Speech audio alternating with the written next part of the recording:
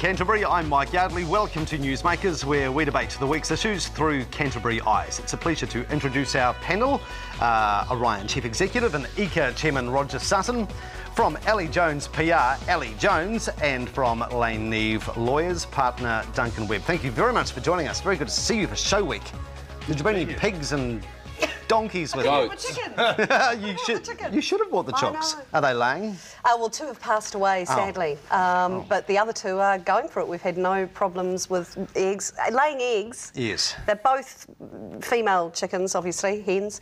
So no, we're still getting lots of eggs. Did you know there was a cow at the show on Thursday that escaped? It was called Chaos. I mean, it was really predestined, wasn't it? There you go. Now, the very public spat over the state of our buses and the tender process continues to play out. Bob Parker has seen an opportunity here to reassert his desire to have the City Council take sole control of public transport for Greater Christchurch. But who should be taking the rap for these very substandard buses that we currently have trawling our streets while we await the delivery of the new buses? Who should be taking the responsibility for this? Well, how about a 7.1 magnitude earthquake would be a good place to start. I should let you know that I have done some work for Leopard Coach Lines, which is one of the companies which is in the gun here, who to their credit had their buses made down in Design Line just out of town here, rather than getting them purchased off seas in China. And of course, you can't make buses when your factory's been wrecked by an earthquake. And has the factory been wrecked? Oh, the factory had enormous damage. The buses themselves that were under construction were up on hoists at the time. They weren't on hoists at the end of the earthquake. So, you know, there's pretty significant damage.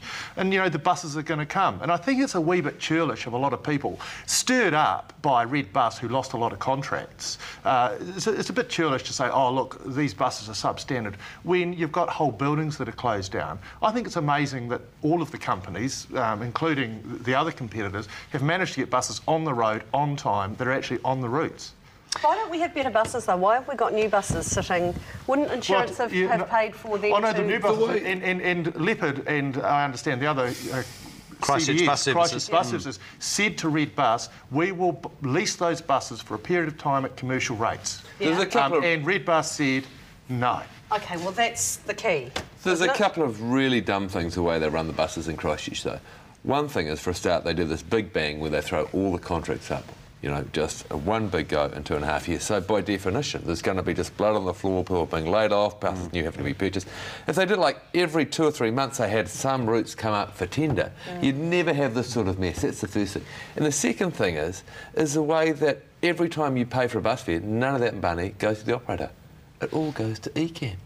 So if the bus company gives great service, if they employ really good people and have new buses, the bus company sees none of that. No, the way they... It's just awful. It's because the incentives are completely wrong, and that's also... The tenders they use, though, the tenders do take into account all those quality things. And the interesting thing is people are saying that the tenders were given on price. Yes. Price is one factor, and in fact, a lot of the tenders were given to the more expensive tenderer because they were offering better services and they'd had less complaints over time and all those kinds of things. But still, the overall contract structure doing once a year, or once every 2.5 years, was a really big bang, and then ECAN taking all the money just seems to put all the wrong incentives, and by definition it's going to lead to messes like Just this. as a ratepayer, hearing these 2 points, OK, and the business point, why is there not someone addressing these issues then? Why isn't the media debating it? Why is it just at this other level? That's right, Ellie, yeah.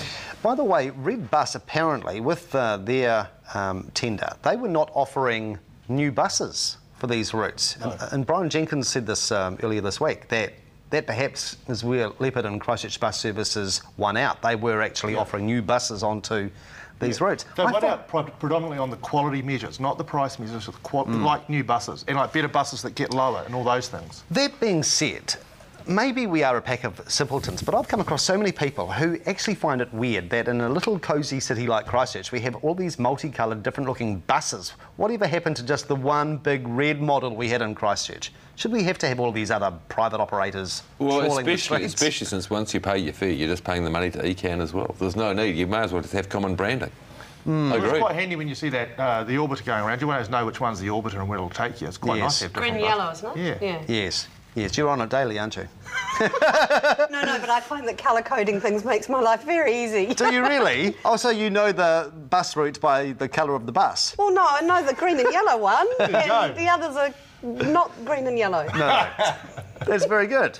I'll tell you what, we'll take a break. Coming up, we're going to look at the rise and rise of suburban malls. Also this spat that originates in Wellington over the size of skirts and naughty words that school deans sometimes say about schoolgirls, plus Hillary Clinton and her whirlwind visit down under. Do stay with us.